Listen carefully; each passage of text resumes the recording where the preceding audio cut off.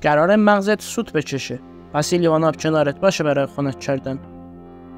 علی بهادری در اتاق خود کشته شده است.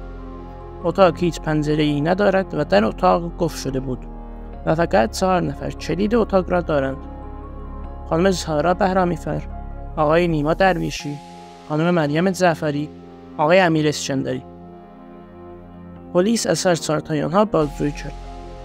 خانم بهرامی‌فر گفت من آمدم تا آقای بهادری را بیدار کنم، ولی با جسد او روبرو شدم و شروع به جیغ زدن کردم.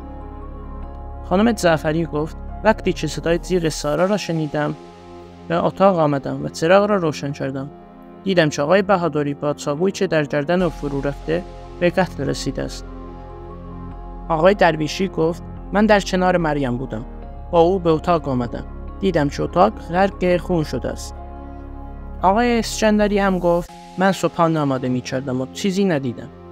پلیس بر اساس گفته های آنها قاتل را شناسایی کرد.